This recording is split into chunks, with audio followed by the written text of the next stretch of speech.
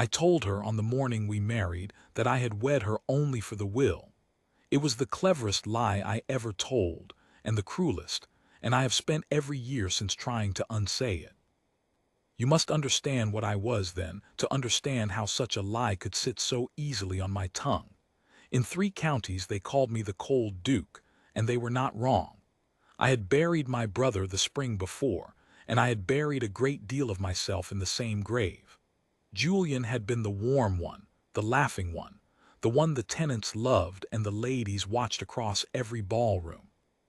When the fever took him, 3 days, only 3, and I 60 miles away and no horse fast enough, something in me closed like a house shutting up its rooms for winter, and I did not trouble to open them again. So when the summons came from my godmother, I went to London expecting duty and nothing more. The Dowager Countess of Wexley was dying, and she knew it, and she was furious about it in the way only the very old and very grand can be furious at their own bodies. I found her propped against a mountain of pillows in a townhouse gone dim with drawn curtains, and she looked at me over her spectacles as if I were a boy come to be scolded rather than a man of 31 who commanded a regiment and a duchy both. "You look like a gravestone, Adrian," she said. "Sit down before I have to look up at you." I sat. I had loved her, in the guarded way I loved anything by then. She had been my mother's dearest friend, and after my mother died she had been the nearest thing I had to one, though she showed it chiefly by insulting me. "You are ruining Ravensmere," she said. "The estate is sound." "The estate is drowning. Do not lie to a dying woman. It is bad manners and worse strategy, since I have seen the accounts and you have not the wit to know I have." She let that sit. She was right, of course. Julian's death had cost more than grief. There had been the debts he'd hidden out of shame, the mortgages my father had signed and never mentioned, a bad harvest, and then another.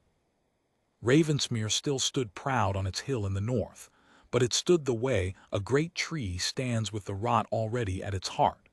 200 tenants depended on that tree. I lay awake over them more nights than I would admit. "I have money," the Countess went on, "a great deal of it, and no child living to leave it to, and I mean to leave it where it will do some good instead of some fool cousin's gaming table." She looked at me shrewdly. "It can go to Ravensmere. It can clear every debt and drain the water out of your walls and keep those 200 souls in bread. But I attach a condition, and you will hate it, and you will accept it anyway, because you are your mother's son and you will not let those people starve to spite your own pride." "Name it." "You will marry my companion." I confess I did not, at first, know she had a companion. I had visited the Countess a dozen times in the past year and taken no notice of the quiet young woman who sat by the window with the mending, or read aloud when the old lady's eyes tired, or slipped out with a candle when I arrived so that the great folk might speak in private. That was the whole art of a paid companion. I would come to learn, to be so useful that one becomes furniture, and to bear it. "She is called Eleanor Ashby," the Countess said. "She is a gentleman's daughter with no fortune and no family to speak of, which in this world is the same as having no existence at all. She has read more books than you have, plays the pianoforte better than anyone I have ever paid to, and has nursed me these 2 years with more patience than I deserve and more spine than she lets on. When I die, she will be turned out into a world that has no place for a woman who is neither wife, nor servant, nor heiress. I will not have it." Her hand closed on my sleeve, and I felt how thin it had become. "Marry her, and the money is yours the day it is done. Refuse, and it goes to a cousin who will spend it in a 12-month, and your 200 tenants may pray to whatever god still listens to dukes." I have wondered since whether she engineered the whole thing, whether she was less dying than she looked, or whether she had watched me across a year of visits and seen a locked house that wanted opening and decided, in the high-handed way of women who have earned the right to arrange the world, that she would open it before she went. I never learned. She died 11 days after the wedding at peace, having got exactly what she wanted, and I have never been able to be angry at her for it. They sent for Miss Ashby, and she came into the room, and I looked at her properly for the first time. She was perhaps 24. Not a beauty in the way the season prized beauty. She had none of the porcelain vacancy the drawing rooms admired. But there was a stillness to her face that made you keep looking, a gray-eyed steadiness, as though she had already been shown the worst the world could do and had decided calmly that she would not be frightened by it. Her gown was 3 seasons old and had been turned to hide the wear. She looked from the Countess to me and understood, I think, the whole of the matter before a word was spoken, and she did not blush and she did not weep. She only grew a little paler and folded her hands and waited. "I have told him," the Countess said. "I heard, my lady," said Eleanor Ashby. "The door is thin." I nearly smiled. I had not smiled in a year, and I resented her for making me want to. "You need not do it," I told her. It was the first thing I ever said to her, and I said it stiffly, because I did not know how to be kind and had half forgotten I had ever known. "You are being disposed of like a parcel. If you refuse, I will see you are provided for regardless. You have my word." She considered me. It was disconcerting to be considered by a servant, and more disconcerting to find that I minded her opinion. "And your 200 tenants, your grace?" she asked. "If I refuse, what becomes of them?" I said nothing. She had gone straight to the thing. "I have been poor," Eleanor said quietly. "I have watched what happens to people who have no one and nothing.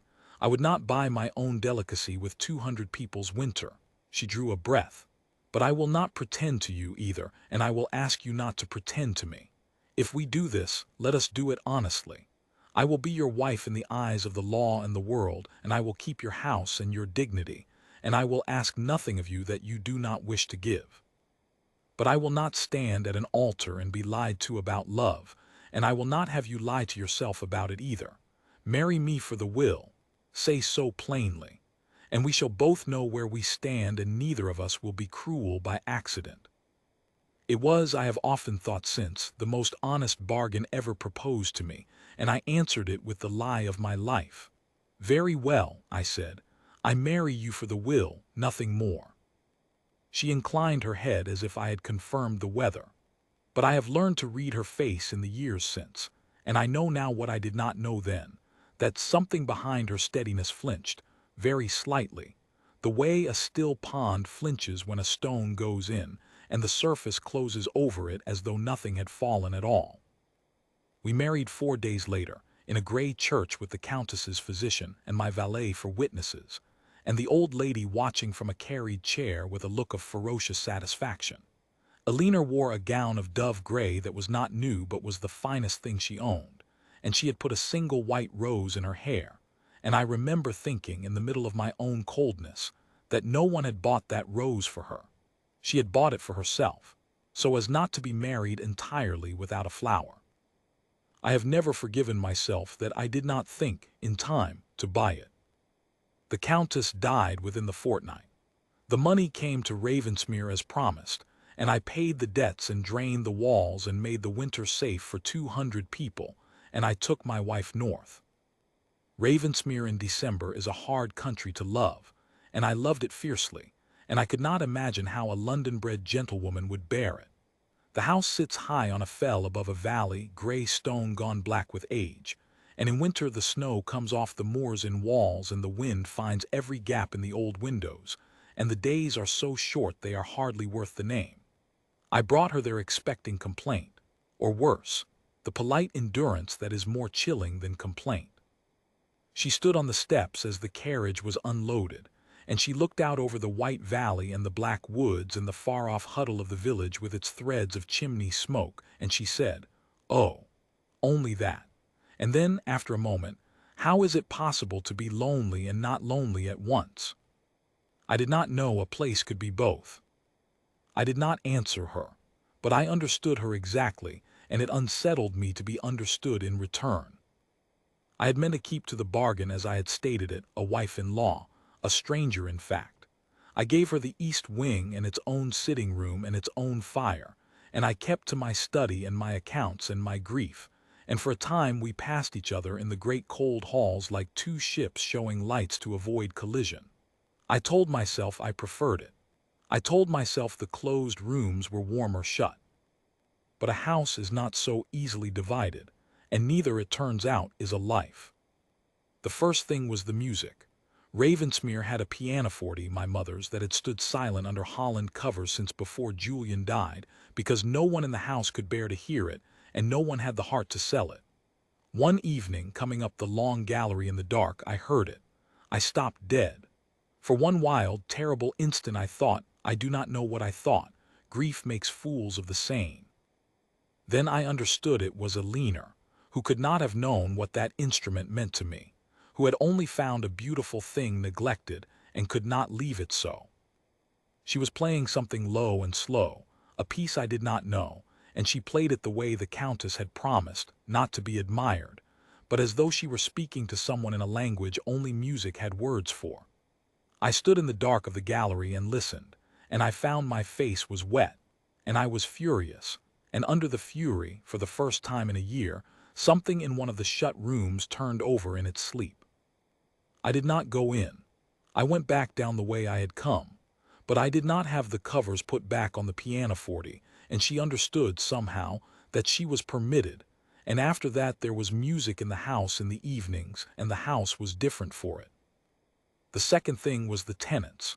I had thought I knew my own people, but I knew them as a landlord knows them, as names in a ledger and hats touched in the lane. Elinor knew them within a month as though she had been born among them. She had been poor. She did not condescend to poverty. She recognized it, and there is all the difference in the world. When old Marston's wife was brought to bed too early, and the midwife was snowed into the next valley, it was my Duchess who went out into the white with a lantern and did not come back till dawn, and the child lived, and the woman lived, and after that there was not a door in the village that would not have opened to her in the middle of the night. She never told me she had gone. I learned it from Marston, who wept when he told me, this great slow ox of a man weeping in my stable yard over the lady who had saved his family, and I went into the house and found her at the pianoforte with shadows under her eyes and said, gruffly, "You might have told me." "You were busy with the accounts," she said, without looking up, "and it was only a woman having a child. It did not require a duke." But there was the smallest curve at the corner of her mouth, and I understood I was being teased, and I had not been teased in so long that I nearly did not recognize the sensation. It was like feeling returning to a limb that has gone numb, that painful pins and needles of the blood coming back. The third thing, and the thing that undid me, was that she saw Julian. Not truly, of course, but she asked about him. No one asked about him. The whole house had agreed in its kindness to step around the hole he had left as one steps around a grave, and the effect was that he had vanished twice, once into death and once into silence. Elinor did not step around it. She had found a portrait of the two of us as boys, turned to the wall in a spare room, and she asked me plainly over dinner, "Who is the fair one laughing? He has your eyes but not your winter." I could not speak for a moment. Then I said, "My brother Julian, he is dead." "I am sorry," she said. And then, because she was a leaner, she did not leave it at the polite door but walked straight through it. "Will you tell me about him? I should like to know one thing about him that is not sad. It seems a pity that a laughing boy should be remembered only by the manner of his dying." And so, haltingly, in the cold dining room with the candles guttering, I told her about the time Julian rode my father's hunter into the ornamental lake on a wager and had to be fished out with a boat hook. And I heard myself laugh, a rusted, disused sound. And across the table Elinor laughed with me, delighted. And for one moment the shut house of me stood with all its windows lit and every room warm. And Julian was in it, laughing, alive in the telling, and I loved her. I knew it then. I want to be honest because I was not honest with her for far too long, and the least I can do now is be honest in the telling. I knew that night in the cold dining room, watching her laugh at my dead brother's foolishness with such tenderness that it made him briefly not dead. I knew I loved my wife, and I was terrified because everyone I had ever loved I had lost, and I had decided, in the manner of grief-blinded men, that the love was the cause. That I was a house that fell on the people who lived in it.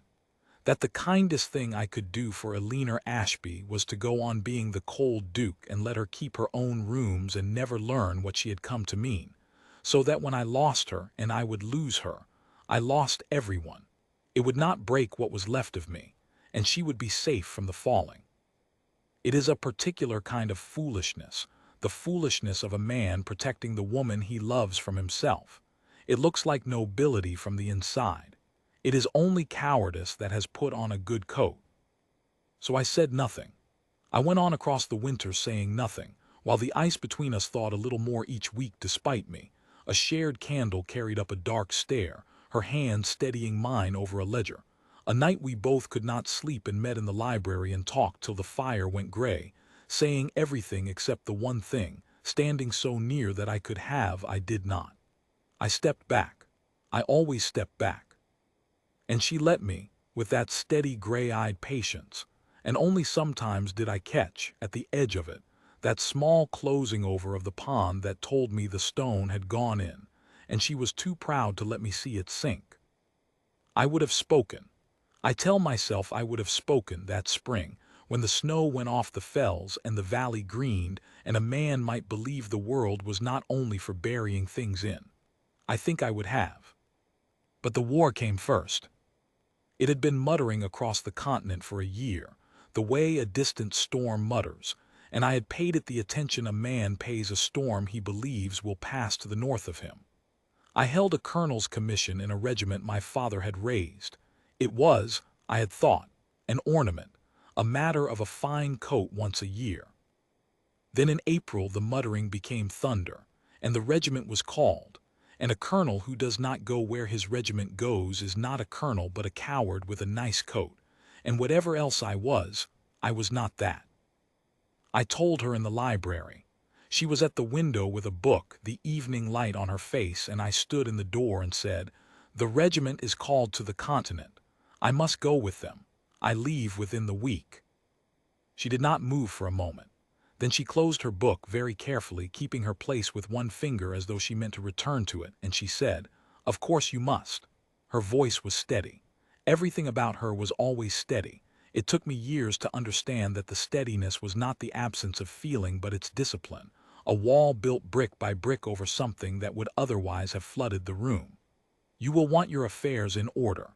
I will see to the house while you are gone. You need not trouble about Ravensmere. I will keep it for you." "Eleanor," I said, and I did not know how to finish it. I had a week. I had a week to unsay the lie of a lifetime, to tell her that I had married her for the will and it had become the truest thing I owned, that I did not want to leave her, that I was afraid of the war, yes, but far more of the fact that I now had, again, someone in the world whose loss could end me, and I had sworn never to hand fate that power again, and had handed it over anyway helplessly, across a winter of music and snow. I said none of it. The old cowardice in its good coat rose up and told me that to speak now, on the edge of going to a war I might not return from, would be the cruelest thing of all, to give her a love and then take it out onto a battlefield, to make her a widow of feeling as well as of fact. "Better," said the coward, "to keep the wall up. Better she should not grieve you." "Take care of yourself," I said instead, "and of the house." Something in her face closed for the last time, and this time it did not reopen while I could see it. "I always do, your grace," she said, and she opened her book again to the place her finger had kept, and I understood I was dismissed, and I deserved it. I left Ravensmere on a gray morning with the mist still in the valley. She stood on the steps as she had stood the day I brought her, and I looked back from the carriage and she raised one hand, not waving, only raising it, as though to say, "I am here, I am witnessing this, I will remember." And then the mist took the house and she was gone, and I went to the war carrying the shape of that raised hand like a wound I had given myself. I did not mean to write to her. What I mean is, I meant to write as a husband writes to a steward, brief and cold. "The campaign proceeds. I trust the house is well, or observed. I had a wall to keep up. I had her safety to guard, as I imagined it, from the ruinous house of my own heart. I could not do it. I wrote to her the first night. in a tent with the rain drumming and the guns muttering to the east, and I meant to write 3 lines, and I wrote 3 pages. I told her about the crossing and the strange flat country and the men and the way the light fell on foreign hills, because there was no one else in the world I wished to tell it to. And I understood with the pen in my hand that there had not been for months. I stopped short of the word. I always stopped short of the word. But I signed it not your obedient servant but Adrian, my own name, that no servant would use, and I sent it. And I have wondered ever since what she made of that first betrayal of my own resolve. She wrote back. Of course she wrote back. She was too honest to punish me with silence, whatever she felt. Her letters were everything she was, steady, dry, unsparingly observant, and warm beneath the wall in a way that a careless reader would have missed, and I by then could not. She told me of the house. She told me the Marston child had cut a tooth and screamed the village down. She told me she had begun teaching the schoolmaster's daughters the pianoforte, because a talent hoarded was a talent wasted. She told me she had faced down my cousin. For I had a cousin, Mr. Crail, a smiling, soft-handed man who had expected Ravensmere to come to him one day, and had never forgiven Julian for existing and me for surviving. When the war took me and left a duchess alone in a great house, Crail saw his moment. He came north with a lawyer and a theory that the countess's will had been the work of a dying woman's failing mind, that the marriage was a fraud engineered to steal a fortune, that my wife was a fortune-hunting servant who had ensnared 2 vulnerable people, an old woman and a grieving duke, and that the whole arrangement ought to be set aside, the money returned, the servant turned out. He had not reckoned on Alina.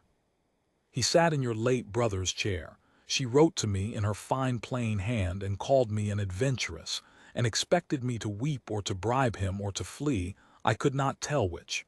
I gave him tea. I let him talk himself dry. Then I laid the countess's accounts before him, in her own hand over 2 years, and her letters, in which she describes her intentions in language no jury could call the ravings of a failing mind, and the physician's certificate of her soundness, which she was wise enough to have drawn up herself, foreseeing, I think, exactly this man. I told him he was welcome to take it all before any court in England, and that I would be there, and that the only reputation ruined in that courtroom would be his own, for the world dislikes nothing so much as a rich man trying to make a poor woman poorer. He drank his tea. He left within the hour. I do not think he will trouble Ravensmere again. I hope I have not overstepped. It seemed the sort of thing that ought not to wait for the post to reach the continent and back. I read it 3 times by lamplight in a foreign field, and I laughed aloud, and the men in the next tent must have thought their cold colonel had cracked at last. You have not overstepped, I wrote back. You have done what I could not have done half so well, and I begin to think Ravensmere is safer in your hands than it ever was in mine. My cousin has been managed by better men than himself, and never so completely. I am prouder of you than I have words to be. And there, on the page, alone in the dark, I let one brick of the wall come loose. I find I miss the music. The camp is loud and none of it is music. I did not know, until there was none, how much of my peace was made of hearing you play through a shut door. It is a strange thing, a war. It strips a man down. All the fine coats of self-deception that a man wears at home. I am the cold duke. I feel nothing. Love is a danger I have retired from. They do not survive mud and fear and the long cold watches of the night when the guns are quiet and there is nothing between a man and his own heart. Out there with death sauntering past every day and taking whom it pleased with no reference to whether they had opened their houses or shut them, I lost the ability to believe my own great excuse, that love was the cause of loss, that a shut heart was a safe one. I watched men die who had never loved a soul, and men die with letters from home over their hearts, and death did not distinguish between them. It came for the closed and the open alike. And I understood slowly, over 3 winters in that mud, that I had shut my rooms not to spare Alina the falling, but to spare myself the loving, that all my noble self-denial had been, at bottom, only fear wearing Julian's laughing face and lying to me in my own voice. And so the letters changed. I could not help it, and at last I did not wish to. Over 3 winters the wall came down brick by brick across the miles in ink, where I was brave enough to be what I could not be to her face. I told her about Julian, everything, the whole of it, the guilt, the 60 miles, the horse that was not fast enough, things I had never told a living soul. I told her the house had been shut and she had opened it. I told her that the evening she made my dead brother laugh again across the dinner table was the evening I had begun, against all my resolutions, to be alive. I stopped short of the word for 2 winters out of the last cowardice, and then in the 3rd winter I stopped stopping. I have that letter still. She kept it. She keeps all of them in a box and takes them out sometimes when she wants to make me blush, which after all these years still gives her a wicked pleasure. In the 3rd winter, from a hospital tent, with my arm in a sling and a fever only just broken, I wrote, Eleanor, I told you on the morning we married that I wed you for the will and nothing more, and it was a lie, and I have let it stand between us for 3 years because I was a coward and called my cowardice by finer names. I married you for the will, and then I fell in love with my own wife by the light of a pianoforte in a shut house, and I have loved you across a whole war, and I have been too great a fool to say it where you could hear. I am saying it now. However this ends, and I have seen enough now to know that no man is promised his tomorrow, I will not have it end with that lie still standing. I love you. I have loved you since the night you made Julian laugh. Whatever else the will bought, it did not buy that, and nothing could unbuy it. If I come home, I will say this to your face in the gallery where I first heard you play, and I will never again let a door stand shut between us.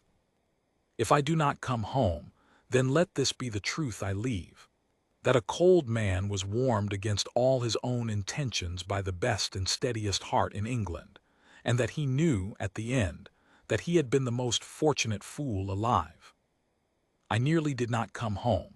I will not dwell on the how of it. Wars are ugly and there is no profit in the details. But there was a season in that 3rd winter when the regiment was scattered and the posts were cut and a name went onto a list. And the list went to England and my name was on it under the word missing, which is the cruelest word in any language, for it is neither living nor dead but only a door with nothing behind it. I learned long after what those weeks were for her. She did not tell me for years. I had it in the end from Mrs. Marston, who had it from the housekeeper, who had witnessed it.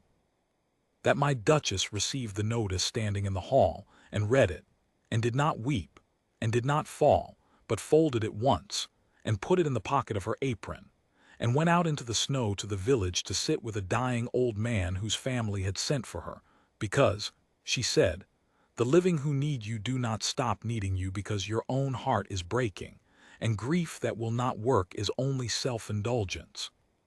That she kept Ravensmere through those weeks with the notice in her pocket, and let no one see her face fall, and played the pianoforte every single evening as she always had, because she had decided that if I was somewhere in the world alive, I would want the house kept warm and the music going, and if I was not, then she would keep them anyway, for the man I had been. 3 winters she kept my house. She kept it missing as faithfully as she had kept it present, and she never once let the wall come down where anyone could see, and I did not deserve her, and I have spent the rest of my life trying to. I was not dead. I was in a foreign farmhouse with a fever and a shattered arm and no way to send word, and by the time I could, the war was ending, and I did the only sensible thing a man can do with the ruins of such a business. I came home. It was winter again when I came up the valley, the 4th winter, though I could scarcely believe it, and the snow was on the fells as it had been the day I brought her north, and the mist lay in the valley the way it had lain the morning I left. I had sent no word ahead. There had been no word to send that would have arrived before me. I had outrun my own letters. So I came home a stranger, up my own valley in a hired trap, thin and gray and older than my years, with my arm not right and never quite right since, and I did not know, until I saw the smoke going up from the chimneys, whether the house I was coming home to would still hold what I had left in it. She might have given me up. She would have had every right. Missing is a long word, and 3 winters is a long time, and I had given her nothing but a lie and a raised hand, and at the very last, a hospital letter that might, for all I knew, have arrived too late or not at all. I came up the last of the drive on foot, because I could not sit still to be driven, and the house stood gray and huge against the white fell, and there was music coming from it. I stopped, as I had stopped that first evening in the gallery years before. The pianoforte, my mother's pianoforte, that Julian's death had silenced and Alina had woken. She was playing, I knew her hands. I would have known her hands anywhere on earth. The low, slow piece she had been playing the first night I heard her. The one I never learned the name of. The one that sounded like someone speaking in a language only music had the words for. She was playing it into an empty house on a winter evening with her husband 3 winters gone, and for all she knew, never coming back. She was keeping the house warm and the music going for a man who might be dead. She had done it every evening. She was doing it now. I do not remember crossing the rest of the ground. I remember the great door, and the cold hall, and the long gallery with the candles lit against the early dark, and I remember standing in the door of the music room the way I had stood in it 100 times before and never once come in, and this time I came in. She looked up from the keys, and the music stopped, one note ringing on and dying into silence, and she saw me. I have tried many times to describe her face in that moment, and I cannot, because there are no words fine enough. Everything she had held for 3 winters behind that steady gray-eyed wall came down at once. The fear, the grief, the missing, the keeping, the terrible disciplined patience.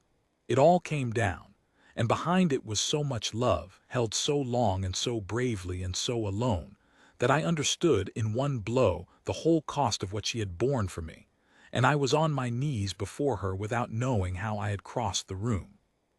"I told you," I said, I could barely speak, "I told you I would say it to your face in this room where I first heard you play, if I came home." I took her hands from the keys and held them against my face. They were cold and they were shaking, though her voice, when she found it, was steady to the last. "I have come home, Alina. I married you for the will. And then I loved you, and I have loved you across a whole war, and I am done with lies and done with shut doors and done, forever, with being too great a coward to say the thing that is true. I love you. I have loved you since the night you made my brother laugh. I do not care what the will bought. It did not buy this. Nothing could have. I only pray I am not too late to say it." And Alina Ashby, who had faced down a war and a scheming cousin, and 3 winters of missing without once letting the wall fall where anyone could see, put her cold shaking hands on either side of my thin gray face, and let it fall at last, and wept not from grief, she told me after, but from the sheer unbearable relief of no longer having to be strong, of laying down a weight she had carried alone so long she had half forgotten it was a weight. And she said, in a voice that broke on every word, "You unspeakable fool, you wrote it to me a year ago. Do you imagine I did not know? Do you imagine I have kept this house and this music and my own heart in one piece for 3 winters not knowing you loved me? I have known since the 3rd letter, Adrian. I have only been waiting all this time for you to be brave enough to come home and say it out loud." "You knew," I said. "I knew," she said, and she laughed through the tears, that dry, warm, unbearable laugh. "And I let you be a coward in ink because a coward in ink is at least a coward who is writing to me, and I would have taken your letters for the rest of my life sooner than your silence for a day. But I am very glad," she said, and she pressed her forehead to mine, and I felt the last brick of both our walls go down together into the same clear ground. "I am very glad you have finally decided to say it where I can hear. I never let a door stand shut between us again. I had told her I would not, in a letter from a hospital tent, and it is the one promise of my life I have kept whole and unbroken. We buried the will's cold beginning where it belonged, in the past, and never once looked back at it except to laugh, for it became, in time, the family joke, the story we told. How the cold Duke of Ravensmere married a paid companion for a dead woman's money and got, entirely by accident and against his every intention, the great love of his life, and did not have the wit to know it for a year, and did not have the courage to say it for 3, and was saved in the end, not by his own merit but by the patience of a woman who had known all along. The music never stopped again in that house. It plays there still. And on winter evenings, when the snow is on the fells and the mist lies in the valley and my wife sits at my mother's pianoforte playing the slow piece whose name I finally learned but will not tell you, because it is ours.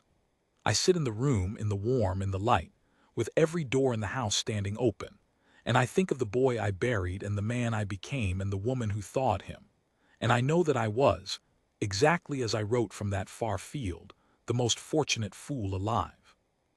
She was kind to me before she knew she loved me, and she loved me before I had the courage to love her back, and she kept my house and my music and my heart through 3 winters of war and a word that means neither living nor dead. And when I finally came home through the snow with nothing to offer but the truth I should have told her at the altar, she had been keeping the fire lit for it all along. I married her for a will.